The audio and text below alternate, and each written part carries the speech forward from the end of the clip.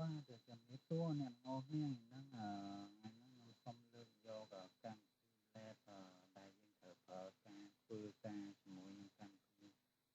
ធ្វើទិន្នន័យហ្នឹងគឺយើងប្រើអាណាកុងដាអញ្ចឹងអាណាកុងដានេះនៅពេលដែលយើងតហើយយើងមានភ្ជាប់មកជាមួយនឹងកម្មវិធី Jupyter កម្មវិធីរបៀបនេ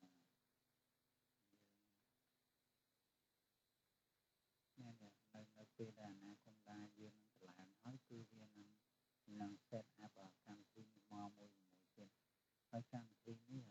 គឺយើងអាចប្រើ Python នៅក្នុងហ្នឹងអញ្ចឹងដើម្បីប្រើ Python បានដែលយើងคลิกលើវាមកបាទដល់ពេលនេះវា run នៅលើ computer យើងណាដល់ពេលវា run ចប់វានឹងចេញ browser មួយទៀតដែលយើងអាច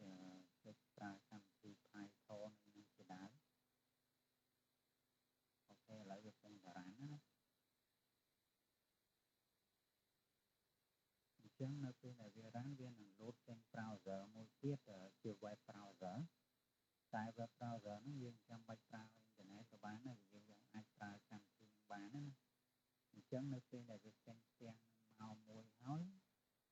នេះវាចេញ web browser បែបនេះហើយយើងចាំបាច់ជាប់អ៊ីនធឺណិតយើងប្រើវាបានណាអញ្ចឹងកន្លែងនេះយើងបានថាបើយើងអាច upload ឯកសារផ្សេងដូចជា file CSV ឬក៏ file Excel ចូលទៅដើម្បីឲ្យកម្មវិធី Python វាស្គាល់អញ្ចឹងចំពោះអ្នកដែលមានឯកសារហើយបែរថាយើងចាំបាច់ upload ចូលក្នុងនោះទៀតទេដោយសារនៅពេលដែលយើងមានឯកសារនៅក្នុងកុំព្យូទ័រយើងហើយបន្ទាប់មកយើង install កម្មវិធីហ្នឹងទៅវានឹងចាប់យក folder មួយដែលវានៅក្នុងកុំព្យូទ័ររបស់យើងហ្នឹងមកចូលក្នុង browser ហ្នឹងហើយតែអញ្ចឹងយើងចាំបាច់ upload ទៀតលើកឡើងឯកសារថ្មីដែលយើងទៅចូលក្នុងកុំព្យូទ័របន្ទាប់ពីយើងឆ្លាញ់កម្មវិធីហ្នឹងហើយអានឹងចាំយើង upload ចូលទៀតអញ្ចឹងអូខេឥឡូវយើងដើម្បីចូលប្រើប្រាស់កម្មវិធី Python ដោយមិនបាច់ប្រើអ៊ីនធឺណិតយើងចូលចុចយក logo new នេះបន្ទាប់មកយើងចុចពាក្យ Python tool នេះបាទ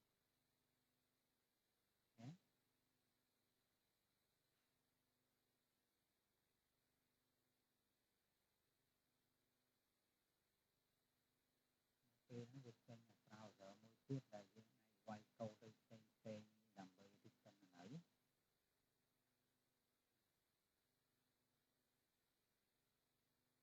អូខេឥឡូវចេញនេះហើយអញ្ចឹងជាដំបូងអញ្ចឹងយើងត្រូវវាយកូដដូចគេយើងត្រូវវាយកូដ import panda cd អូខេ panda ហ្នឹងគឺជា library មួយនៅក្នុង Python យើងវាយដើម្បីវាស្គាល់ហើយបន្ទាប់មកទៀតបើសិនយើងប្រើទិន្នន័យពីហៅថា number ទៀតលក្ខណៈចង់និយាយថាបើសិនជានៅក្នុង data set របស់យើងហ្នឹងវាមានហៅថា missing ទិន្នន័យចង់និយាយថាពាក្យ NaN អីហ្នឹងឬយើងអាចនិយាយថា nan អញ្ចឹងយើងត្រូវ import NP មួយទៀត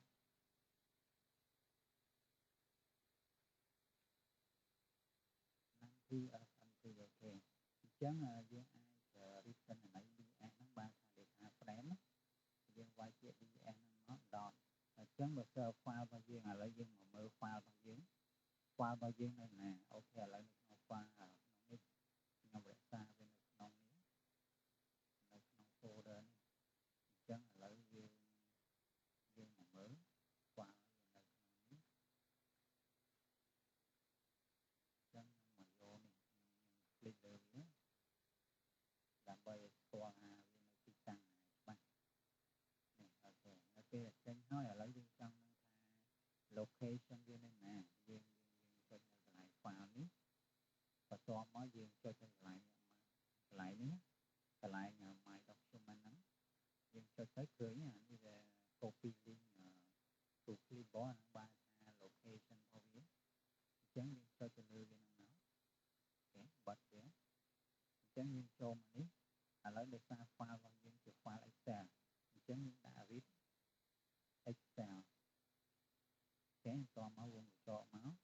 មិនទៅ2អូខេយើងថាវាមក ចឹងផ្សំឲ្យយើងព្រីមវានៅពេលនោះវានឹងរៀប